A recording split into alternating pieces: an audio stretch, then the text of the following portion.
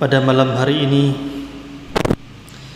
kembali Allah mudahkan kepada kita untuk mengerjakan ibadah salat maghrib, dan Allah masih memudahkan langkah kaki kita untuk menuju salah satu majelis dari majalisil ilmi, yang semoga apa yang kita pelajari mendatangkan manfaat di dunia maupun di akhirat. Allahumma amin. Salawat serta salam semoga tetap tercurahkan, terlimpahkan kepada junjungan kita semuanya, yaitu baginda Nabi Muhammad sallallahu alaihi wasallam, yang beliau telah membimbing kita semuanya dari zaman yang penuh dengan kegelapan, yang pada akhirnya kita mendapatkan cahaya keimanan. Para jemaah yang dirahmati oleh Allah Subhanahu wa taala, pada malam hari ini kita akan membahas satu hadis dari Rasulullah sallallahu alaihi wasallam yang telah dikumpulkan oleh Al-Imam An-Nawawi dalam kitab Arba'innya, yang tema pada hari ini adalah menjadi wali Allah dengan ibadah yang wajib dan yang sunnah. Namun sebelumnya kita baca terlebih dahulu hadisnya. Qala al-Imam An-Nawawi rahimahullah, berkata al-Imam An-Nawawi rahimahullah, an Abi Hurairah radhiyallahu anhu qala qala Rasulullah sallallahu alaihi wasallam, man 'ada li waliyan faqad adzantuhu bil harbi wa ma taqarraba ilayya 'abdi bi syai'in ahabba ilayya mimma aftaradtu alayhi wa ma yazalu 'abdi yataqarrabu ilayya bin nawafil hatta uhibbah fa idza ahbabtuhu kuntu sam'ahu alladhi yasma'u bih wa basarahu alladhi yubsiru bih wa yadahu allati yabtishu biha wa rijluhu allati yamshi biha wa in sa'alani la'u'tiyannahu wa lan ista'adhani la'u'idhannahu. Rawahul Bukhari. Dari sahabat Abu Hurairah radhiyallahu anhu, beliau berkata, qala Rasulullah sallallahu alaihi wasallam, Rasulullah sallallahu alaihi wasallam bersabda, Inna Allah Ta'ala qala, Allah Subhanahu wa Ta'ala berfirman. Kembali terulang lafaz ini, dan ini termasuk salah satu dari hadis qudsi. Man 'ada li waliyan faqad adzantuhu bil harbi, barang siapa yang memerangi waliku, maka aku akan kumandangkan perang kepadanya. Wa ma taqarraba ilayya 'abdi, dan tidaklah hambaku mendekatkan diri kepadaku, bi syai'in, dengan sesuatu, ahabba ilayya mimma aftaradtu alaihi, dengan sesuatu yang lebih aku cintai daripada apa-apa yang telah kuwajibkan kepadanya. Maksudnya adalah tidaklah seorang hamba mendekatkan diri kepadaku dengan amalan-amalan yang paling aku cintai, yaitu apa? Amalan yang wajib. Wa may yazalu 'abdi yataqarrabu ilayya bin nawafil, dan tidaklah dan senantiasa hamba-hambaku mendekatkan diri kepadaku dengan amal-amalan sunnah, hatta uhibbah, sampai aku mencintainya. Fa idza ahbabtuhu, jika aku mencintainya, kuntu sam'ahu alladhi yasma'u bih, maka aku akan menjadi pendengaran yang dia mendengar dengannya. Wa basarahu alladhi yubsiru bih, dan juga pandangannya yang dia memandang dengannya. Wa yadahu allati yabtishu biha, dan tangannya yang dia berbuat dengannya. Wa rijlahu allati yamshi biha, dan kakinya yang dia melangkah berjalan dengannya. Wa in sa'alani la'u'tiyannah, jika dia meminta kepadaku, maka aku akan berikan kepadanya permintaan-permintaannya. Wa lan ista'adzani la'u'idhannah, dan jika dia memohon perlindungan kepadaku, maka aku akan melindunginya. Jemaah yang dirahmati Allah Subhanahu wa taala, kita akan bahas hadis ini pelan-pelan, karena kita akan membahas tentang perwalian, wali, ya. Tapi yang dimaksud dengan wali di sini bukanlah wali murid, bukanlah wali kelas, bukanlah wali apa lagi itu ya? Bukan wali nikah. tapi wali yang memiliki kedekatan dengan Allah Subhanahu wa taala. Nanti akan kita bahas siapa itu wali dan apa ciri-cirinya. Innallaha ta'ala, sungguhnya Allah Subhanahu wa taala yatawalla awliya'ahu bil hubbi war ri'ayah. Jadi Allah Subhanahu wa taala menolong para wali-walinya dengan cinta dan juga pemeliharaan. Wa yagharu alaihim an yasla ahadun ilaihim bisu, dan Allah itu sangat-sangat benci apabila ada salah satu walinya yang ditimpakan kejelekan oleh seseorang. Dan hadis ini menjelaskan kepada kita semuanya bahwasannya Allah Subhanahu wa taala mencintai para walinya. Baik, kita lihat yang pertama, auliya Allah taala. Siapa wali-wali Allah Subhanahu wa taala? Apakah wali itu dia yang pakai sorban bertumpuk-tumpuk? Apakah wali itu dia yang menyendiri dalam goa? Apakah wali itu orang yang apa lagi? Yang aneh-aneh gitu ya? Ternyata bukan. Wali ini hum khullasu ibadihi al-qa'imuna bi ta'atihi al-mukhlisuna lah.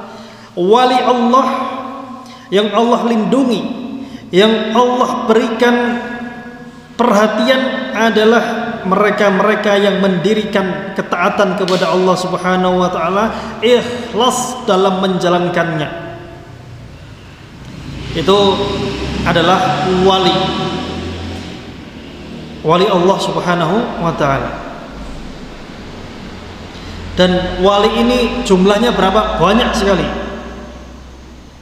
Tidak seperti di satu kelompok-kelompok tertentu ya, yang mengatakan wali itu kalau sudah hilang akalnya baru jadi wali, atau wali itu kalau sudah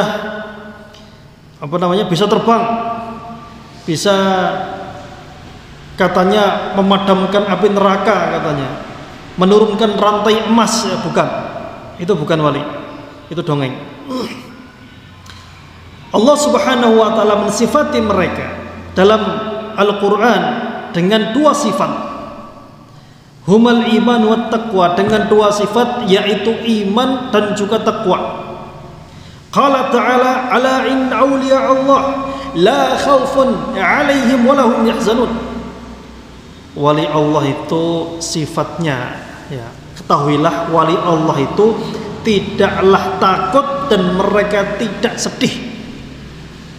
Dalam hidup ini wali Allah itu tidak takut dan tidak sedih, tidak takut terhadap apa-apa yang akan dihadapi, tidak sedih terhadap apa-apa yang telah berlalu.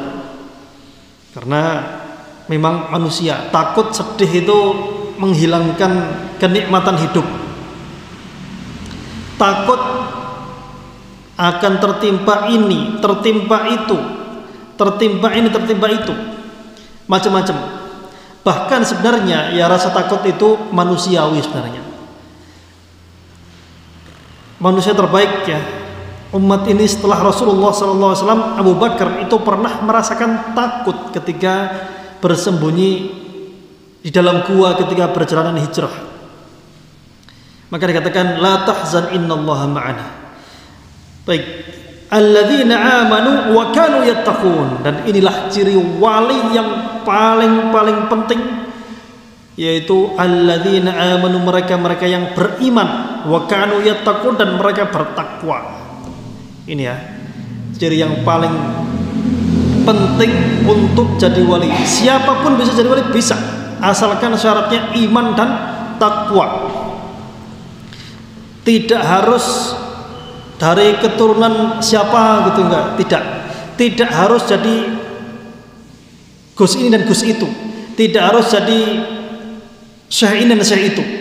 Yang penting sebagai manusia kita beriman, kita bertakwa, dan Allah Maha tahu keimanan kita, Allah Maha tahu ketakwaan kita, dan itulah nanti yang akan mengangkat derajat kita sebagai seorang wali di sisi Allah Subhanahu wa taala. Dan terkadang memang orang-orang yang tawadhu'nya tinggi luar biasa itu gak diketahui, ya orangnya biasa-biasa aja, ya jalan di pasar, ya jalan di jalan gitu ya. Ya bajunya ya enggak yang jubahan terus kayak yang gamisan terus, ya biasa gitu ya. Tapi dia benar-benar beriman, dia benar-benar menjaga batasan-batasan Allah Subhanahu wa taala sehingga dia menjadi apa? Menjadi orang yang dekat, menjadi wali Allah Subhanahu wa taala. Dan wali itu bukan yang seperti di TV-TV. Kalau di TV-TV itu bisa apa? Mengeluarkan apa itu? Jurus apa gitu ya. Bisa nyebrang sungai tanpa tenggelam gitu. Apalagi itu ya di TV-TV itu ya, tahu ya. Bisa melawan ular raksasa gitu ya, melawan naga gitu. Bisa apalagi itu. Itu apa namanya? Dan di akhir zaman ini banyak sekali cerita-cerita karomah katanya. Cerita-cerita apa? Karomah. Ini fulan bisa ini bisa itu, fulan bisa Isra Mi'raj misalnya. Berapa kali itu? 10 kali ya. Fulan bisa ini dan itu. Yang nggak percaya, nggak percaya karomah kamu. Bukan kita nggak percaya karomah, tapi kita nggak percaya kamu, gitu aja. Kita aja kok repot ya. Jadi wali di sini siapapun bisa jadi wali asalkan syaratnya 2, beriman dan bertakwa. Tapi Ustaz kok segampang itu Ustaz? Nggak perlu bertapa kah? Nggak perlu duduk di pinggir sungai, bersemedi dalam gua, menyendiri selama 40, tidak perlu, itu semuanya nggak ada. Wali yang paling wali itu Rasulullah SAW dan para sahabat. Wali yang paling wali, mereka nggak perlu itu. Mereka bersemedi nggak perlu. Nah, tapi ingat, beriman dan bertakwa ini tidak semudah yang diucapkan. Sekali lagi, beriman dan bertakwa itu tidak semudah yang diucapkan. Bertakwa misalnya menjalankan perintah, baik perintah yang wajib maupun yang sunnah, meninggalkan larangan baik yang haram maupun yang makruh. Itu saja sudah banyak yang kita langgar ya. Sholat misalnya, takbir Allahu Akbar, kemudian ingat, wah lupa lawangi gorong ditutup, kucing mlebu mari goreng iwak, gak jadi apa, gak jadi khusyuk sholatnya. Kemudian misalnya takbir lagi, ilang utangnya gorong dibayar, takbir lagi, kemudian wis jemur pakaian, turun hujan, ambil sholatnya. Jadi menjalankan perintah, menjauhi larangan itu mudah diucapkan, tapi prakteknya ya jujur saja kita masih banyak yang belum semaksimal itu. Jadi ar-ruknul awal lil wilayah wal imanu billah. Rukun pertama, syarat pertama menjadi seorang wali adalah beriman kepada Allah. Mungkin kalau beriman semua orang Islam ya mungkin mereka beriman. Tapi ingat, iman ini bertingkat-tingkat ya. Iman ini bertingkat-tingkat. Saya kasih contoh misalnya dalam surat Al-Anfal, Allah Subhanahu wa taala berfirman, "Innamal mu'minuna alladzina idza dzukirallah wajilat qulubuhum wa idza tuliyat 'alaihim ayatuhu zadatuhum imana wa 'ala rabbihim yatawakkalun." Orang-orang mukmin yang beriman itu bila disebutkan nama Allah di sisinya bergetar hatinya, terdekat ini. Jika dibacakan ayat-ayat Allah maka imannya tambah. Kita sudah atau belum? Ya mungkin belum ya. Disebutkan orang zaman dulu itu ya, disebutkan, wahai fulan, takutlah kamu kepada Allah, ittaqillah. Itu langsung gemetar, ambruk, kakinya nggak kuat menyangga, badannya lemas. Jika dibayarkan ayat-ayat Allah, bertambah keimanannya, semangatnya untuk ibadah tambah. Kalau kita belum seperti itu, berarti ya ada yang salah dengan diri kita. Ya masih beriman, cuma mungkin level yang masih biasa-biasa gitu ya. Jadi seperti itu. Jadi iman ini bertingkat-tingkat ya. Jadi zadatul iman Allah wa idza tuliyat 'alaihim ayatuhu zadatuhu imana. Jika dibacakan ayat-ayat Allah imannya bertambah. Nah, ini coba dicek sendiri nanti pulang ya. Punya tetangga, punya teman, Mas, Mbak, coba bacakan ayat-ayat Allah sih, bacakan ngajio sih coba sih. Di sebelah saya sih. Kalau didengar 1 jam, 2 jam kok biasa-biasa aja ya. Berarti ya mungkin levelnya masih belum tinggi. Gitu. Nah, yang kedua adalah takwa. Jadi iman dan takwa. Tentunya iman dan takwa ini harus dibangun di atas ilmu yang diwariskan oleh Rasulullah SAW, yaitu Alkitab was Sunnah. Kata Rasulullah SAW, taraktu fikum amrayni lan tadillu ba'dahuma in tamassaktum bihima. Aku meninggalkan untuk kalian 2 perkara yang tidak akan tersesat kalau kalian memegangi 2 hal itu, yaitu Alkitab was Sunnah, Quran dan juga hadis-hadis Rasulullah SAW. Orang yang tidak mau belajar ilmu maka tidak akan mencapai derajat yang seperti ini. Kenapa? Karena kita itu harus mengenal dulu Allah itu sifat-sifatnya seperti apa. Allah itu apa yang membuat Allah itu marah, apa yang membuat Allah itu merahmati, apa yang dibenci Allah, apa yang disukai Allah. Itu kita kalau nggak belajar ilmu ya kita nggak tahu. Bagaimana mau jadi wali kalau yang disukai Allah kita nggak tahu, yang dibenci Allah kita nggak tahu, ya kan nggak mungkin jadi wali kalau kayak gini. Yang diperintahkan Rasulullah kita belum tahu nih, yang dilarang Rasulullah kita belum tahu. Ya susah kalau mau jadi wali seperti ini. Sebenarnya tidak harus yang sampai derajat seperti Imam Syafi'i, Imam Maliki, tidak harus seperti itu kalau misalnya kita belum mampu. Tapi semampu kita belajar semampu kita. Jadi beriman dan juga bertakwa yang ini dibangun di atas cahaya Allah Subhanahu wa taala. Di sini wa hadza yaftahul baba wasi'an wa fasihan amama an-nas yadkhulu ila sahatil wilayah. Dan kalau syaratnya iman sama takwa, maka ini membuka peluang yang sangat-sangat luas bagi semua manusia, bagi mayoritas orang yang mau untuk bisa jadi wali. Jadi nggak ada kayak istilahnya wali wali ini wali itu. Wali itu tidak dimonopoli oleh satu golongan tertentu, tidak. Tapi wali ini adalah hak semua hamba-hamba yang bertakwa. Jadi jemaah yang dirahmati Allah Subhanahu wa taala, semoga kita semuanya jadi wali. Ada yang sudah wali murid ya, wali kelas ya. Wali ya gitulah ya, wali nikah ya. Ada yang sudah ya. Itu juga wali, cuma beda lagi ya. Ya minimal ya kita menjalankan perintah, menjauhi larangan ya semampu kita lah. Baik. Di sini Allah Subhanahu wa taala berfirman, "Tsumma awrathna al-kitaba alladhi istafaina min 'ibadina, faminhum zalimun li nafsihi, wa minhum muqtasid, wa minhum sabiqun bil khairati bi idzni. Dzalika huwal fadlul kabir." Kemudian kami wariskan kitab ini kepada yang kami pilih dari hamba-hamba kami. Dan di antara mereka yang menerima kitab ini ada yang menzalimi dirinya sendiri, zalim terhadap dirinya sendiri. Wa minhum muqtasid, dan di antara mereka ada yang pertengahan, sedengan. Wa minhum sabiqun bil khairat, dan di antara mereka ada yang berlomba-lomba dalam kebaikan. Dzalika huwal fadlul kabir, itulah keutamaan yang besar.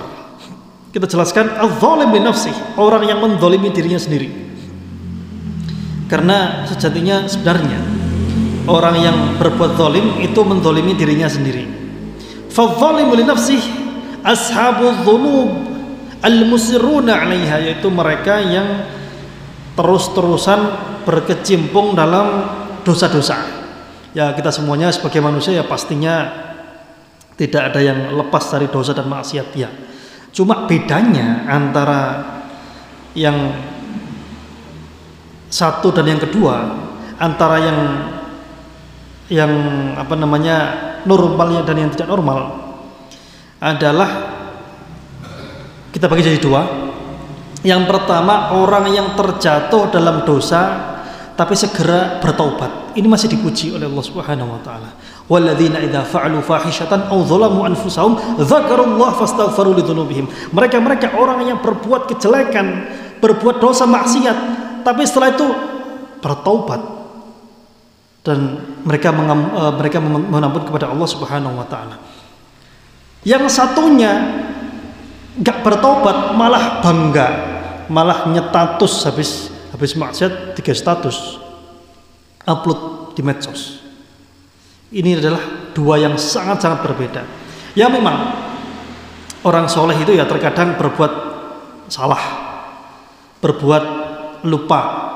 Terkadang ya sifat manusianya yang cenderung berbuat jelek itu kadang muncul.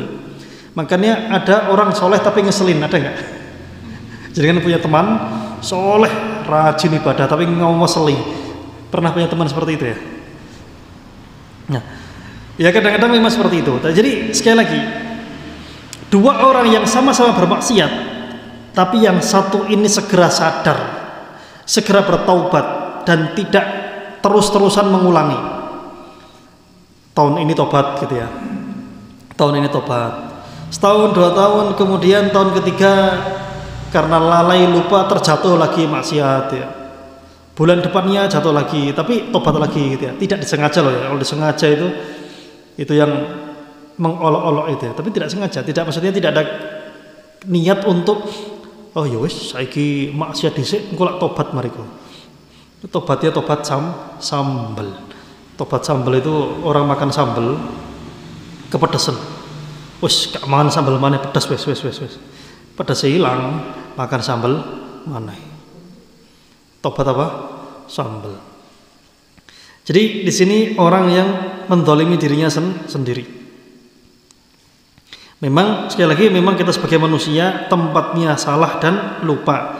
Tapi setelah berbuat salah, setelah kita lalai, kita segera bertaubat. Itu bedanya hamba-hamba Allah yang dirahmati sama hamba-hamba Allah yang tidak mendapatkan rahmat. Yang tidak mendapatkan rahmat berbuat salah tahu membela diri. Ada misalnya perempuan tidak pakai kudung misalnya. Kemudian diingatkan, oh ya, iya, saya tak kudungan lah. Ya, akhirnya apa? Kudungan. Ya masih mending lah, dia masih bisa diingatkan. Kemudian yang satu diingatkan lagi, yang lain, orang kedua. Mbak, kok gak pakai kudung sih, Mbak? Yang penting hatinya yang dikudungi. Kok bisa hatinya dikudungi, itu gimana ceritanya? Aurat itu tidak akan bisa tertutup dengan akhlak yang baik, tidak akan bisa. Ditutup dengan apa? Dengan kainnya, dengan pakaian gitu. Oh, percuma kalau menutup aurat tapi akhlaknya jelek. Menutup auratnya nggak percuma, akhlaknya yang jelek itu yang dihilangkan. Itu yang mendolimi dirinya sendiri. Wal muqtasid al muaddi lil faraid al mujtanib lil maharim. Orang yang standar pertengahan, ya minimal seperti inilah ya, yaitu hanya mengerjakan yang wajib saja, yang sunnah dia tinggalkan. Yang ditinggalkan, yang dihindari itu yang haram saja, yang makruh masih dikerjakan. Masih apa? Dikerjakan. Ya masih mendingan lah ya, masih di atas yang orang yang pertama tadi. Yang paling tinggi adalah yang sebelumnya. Orang yang tadi, yang muqtasid tadi, yang pertengahan itu wahada min auliyaillah. Ini juga termasuk bisa jadi wali Allah, tapi ya level-level yang ya segitulah ya. Walakinahu yaqifu fit tabaqatil adna, tapi dia itu ya derajatnya ya derajatnya di akhirat nanti tidak akan terlalu tinggi. Was-sabiqu bil khairat huwal mu'adil faraid wan nawafil al-mujtanib lil muharramat wal makruhat, yaitu yang orang-orang berlomba-lomba dalam kebaikan. Itu mereka pertama yang dikerjakan yang wajib, ditambah yang sunnah, yang ditinggalkan yang haram sama yang makruh juga ditinggalkan. Hadza huwa alladhi yartaqi ila tabaqatil a'la, ini dia yang mereka menjadi juara satu min tabaqati auliya'illahi ta'ala, jadi diantara wali-wali Allah subhanahu wa ta'ala. Baik, di sini yang wali yang paling wali, yang paling afdol dari yang wali yang paling tinggi itu para nabi dan para rasul. Manusia terbaik, wali yang paling tinggi, ya wali itu apa namanya, bertingkat-tingkat memang ya. Ini yang tahu tingkatannya hanya Allah subhanahu wa ta'ala. Tapi kita yakin dengan jelas manusia biasa sama nabi itu yang lebih tinggi pasti nabi. Ini tingkatan yang tidak bisa diukur pakai meteran. Kalau tingkat bangunan kan bisa ya, tapi kalau tingkat seperti ini nggak bisa diukur pakai meteran. Kenapa? Karena kita mengatakan misalnya Nabi Muhammad SAW sama Nabi yang lain misalnya, Nabi Muhammad lebih mulia, tapi mulianya seberapa tidak ada meteran di situ.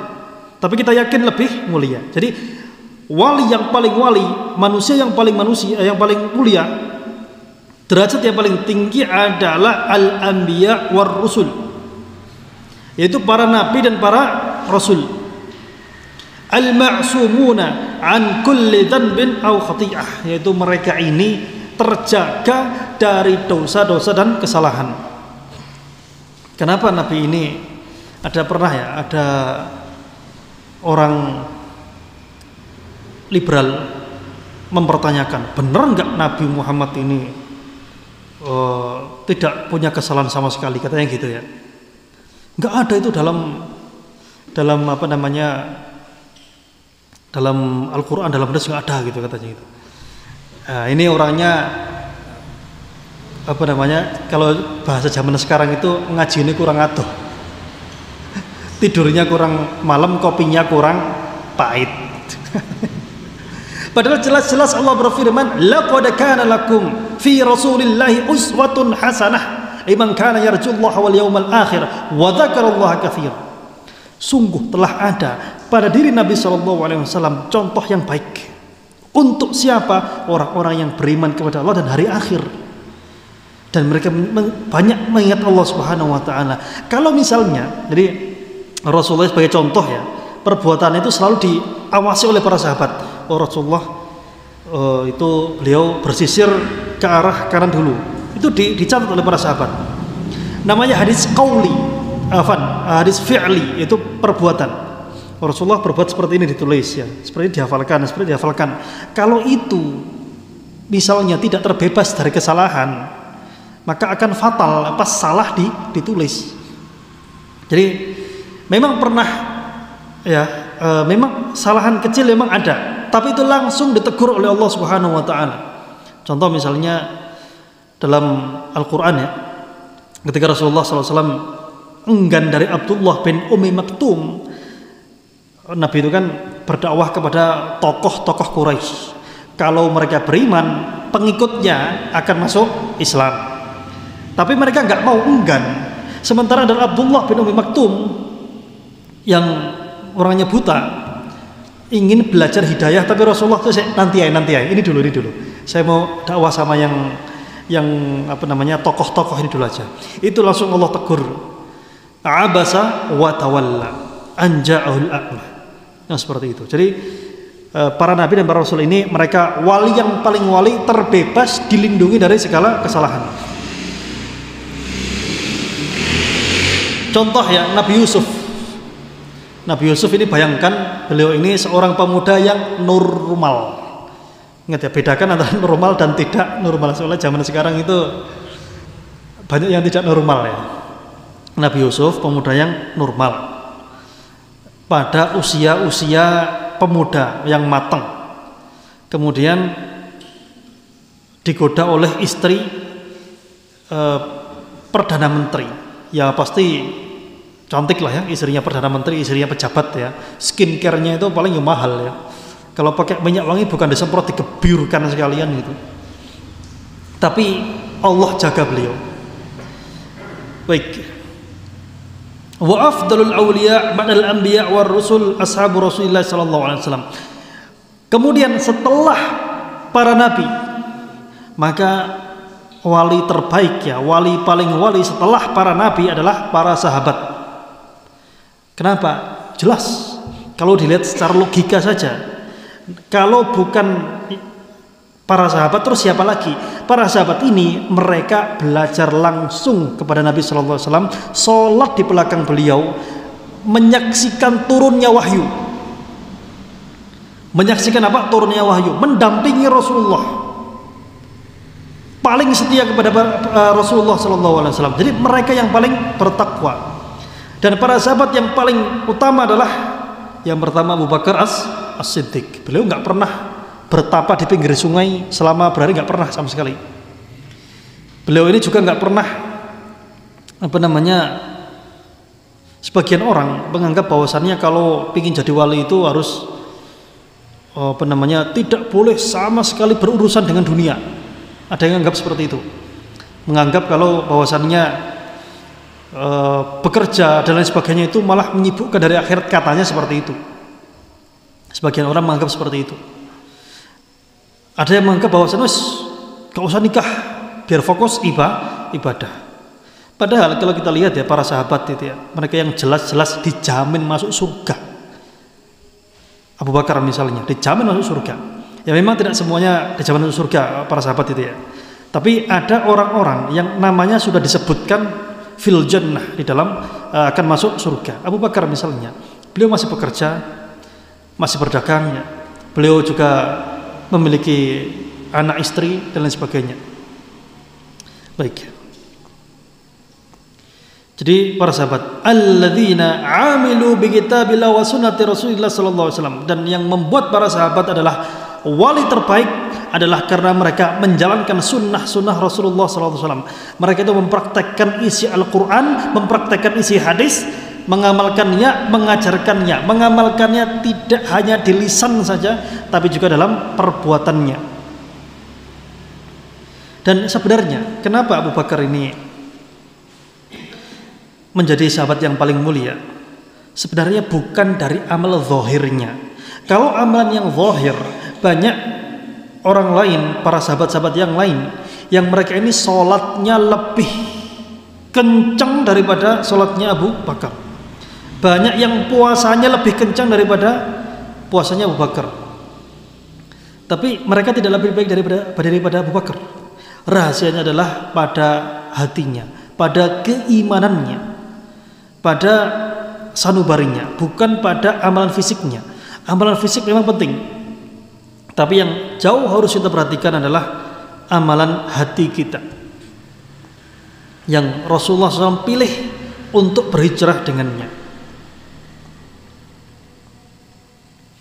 Baik, para jamaah yang dirahmati Allah Subhanahu wa taala.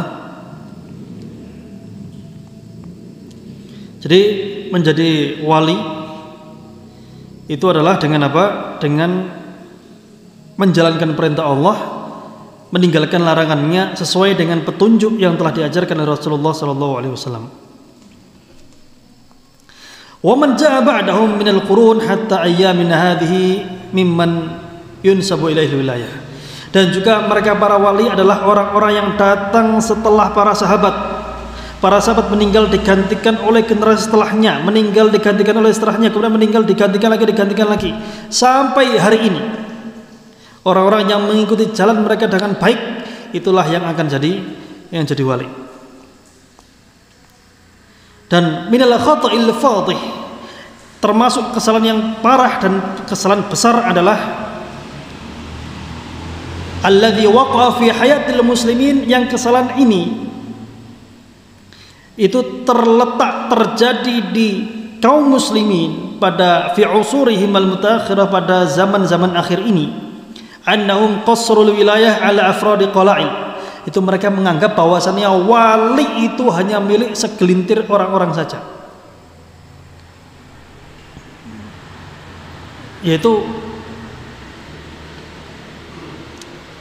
yang beriman, yang bertakwa, kalau nggak punya privilege anaknya siapa, gitu ya, maka seperti ini salah besar ya. Bahkan terkadang-kadang orang yang mereka anggap wali itu orang yang pendusta, orang-orang yang berdusta atas nama Rasulullah SAW, orang-orang yang mengada-ngada. Sebagaimana tadi telah kita sebutkan ya, banyak sekali khurafat-khurafat yang dimunculkan di akhir-akhir ini. Kenapa? Karena terutama di negeri kita. Di negeri kita itu cerita-cerita seperti itu sangat-sangat laris ya, sangat-sangat laris. Apalagi ada orang-orang yang ngaku-ngaku wali katanya, bisa bicara sama malaikat ya, bicara sama bidadari gitu ya, bicara sama semut dan lain sebagainya. Jadi ini sekali lagi, wali ini tidak terbatas untuk orang-orang tertentu. Siapapun dia beriman dengan keimanan yang benar-benar ya, dan bertakwa, maka dia bisa jadi wali.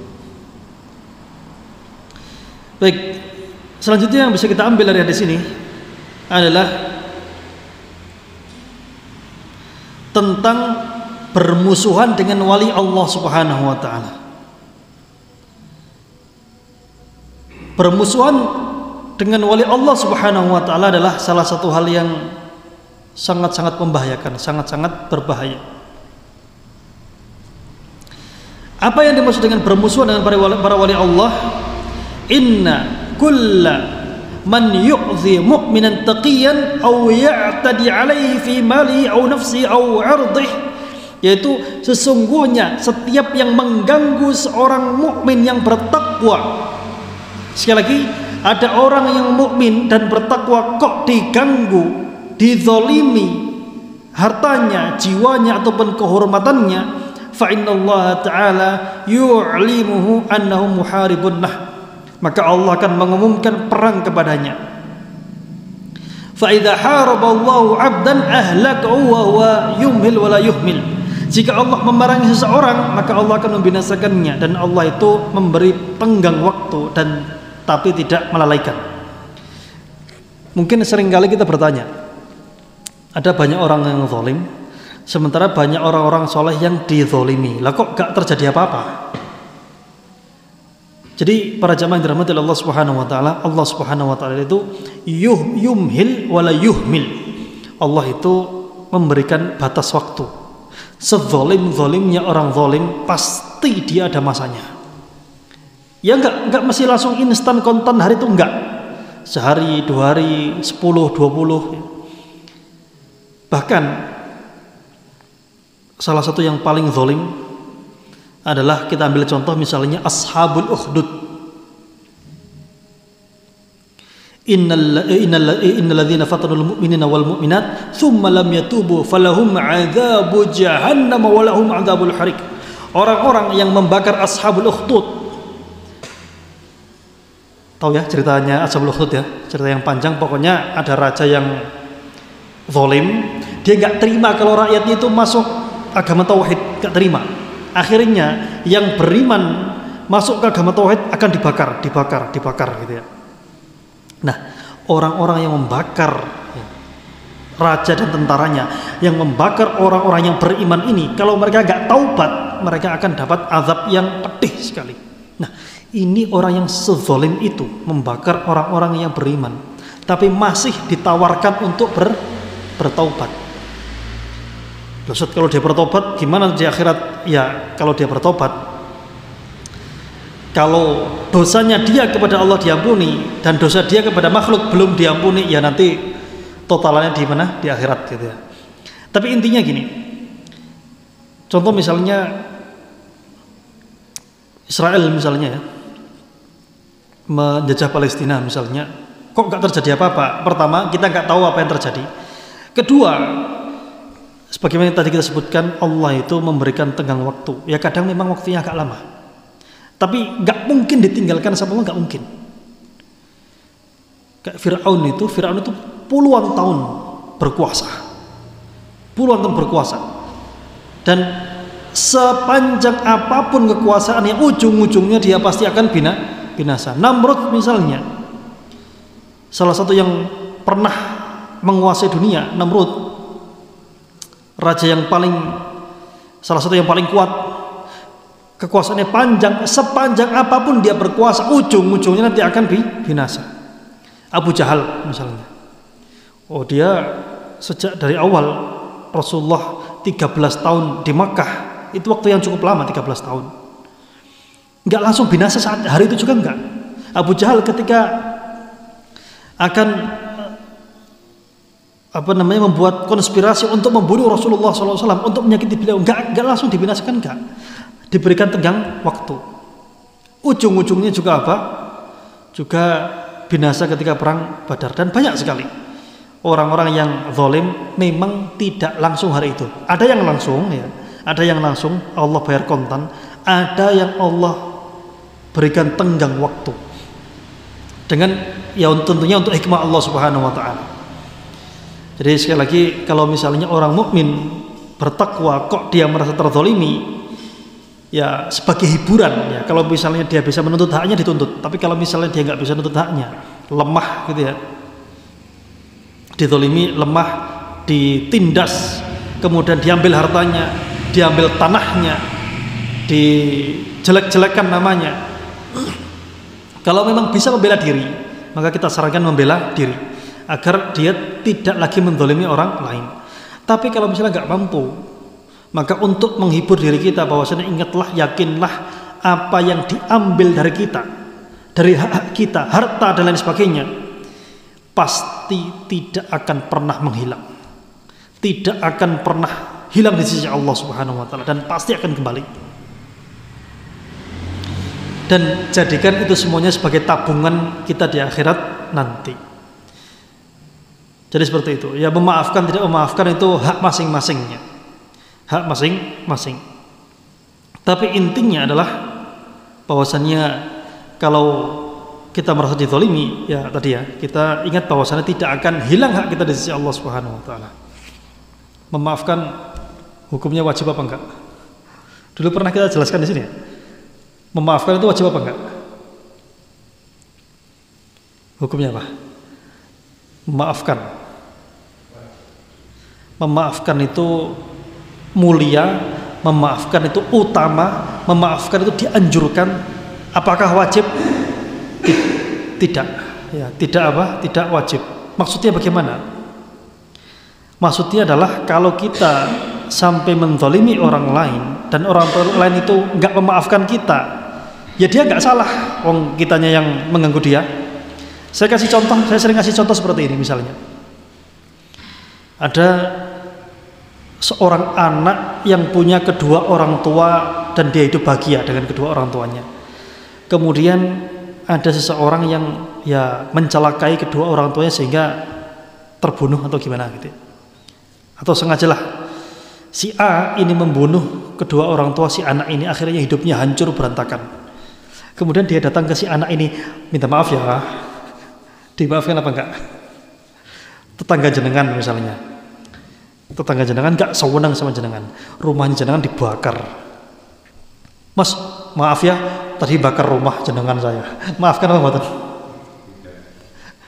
Jangan punya motor baru, mobil baru lah, beli Pajero, ya, beli Pajero. Kemudian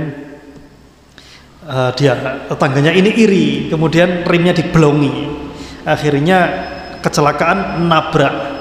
Terus dia sambil guyu, Mas maaf ya, remnya sampean tak bolongi tadi. Dimaafkan nggak?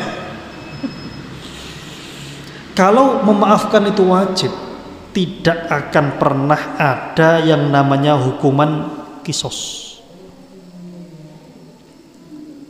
Hukuman kisos itu nyawa dibalas dengan nyawa, motong telinga dibalas dengan motong telinga, matain gigi dibalas dengan matain gigi. Kalau memaafkan itu hukumnya wajib, maka tidak akan pernah ada hukuman kisos. Jangan misalnya tiba-tiba ada yang motong telinga misalnya, mohon maaf ya, tadi bercanda aja. Dimaafkan enggak? Kemudian lagi misalnya jenengan dipukul orang, cepok gitu ya. maaf ya, pukul lagi, maaf lagi, pukul lagi, maaf lagi gitu. Loh kan wajib, kamu nggak memaafkan dosa lo kamu. Kan nggak masuk akal seperti itu. Sekali lagi, memaafkan itu mulia, memaafkan itu baik, memaafkan itu yang paling terpuji. Tapi ya kalau orang lain nggak memaafkan kita, dia nggak berdosa. Kenapa? Ya kitanya yang berbuat salah. Cuma saran saya ya, kita sebagai hidup bermasyarakat itu jangan gampang-gampang merasa tersakiti. Karena kita juga nggak tahu, terkadang kita juga tanpa sengaja menyakiti hati orang lain. Biasanya yang gampang tersinggung, gampang tersindir itu bapak-bapak atau ibu-ibu kira-kira? Atau dua-duanya? Ya mungkin ya intinya gini ya. Jadi terkadang dalam hubungan masyarakat itu ada yang tanpa sengaja menyakiti, tanpa ada sengaja menyinggung. Jadi ya kita berlapang dada lah ya. Soalnya boleh jadi kita yang merasa baik-baik saja juga menyakiti hati orang lain. Ya kecuali sudah dipukul beda lagi ya. Baik, sebagian kita bahas hari ini, sebagian insya Allah kita bahas di pertemuan yang datang insya Allah. Karena ini agak sudah agak panjang ya. Kita akhiri dengan doa kafaratul majelis. Subhanakallahumma rabbana bihamdika asyhadu an la ilaha illa anta astaghfiruka wa atubu ilaik. Insyaallah akan kita lanjutkan yang belum ya di pertemuan datang. Assalamualaikum warahmatullahi wabarakatuh.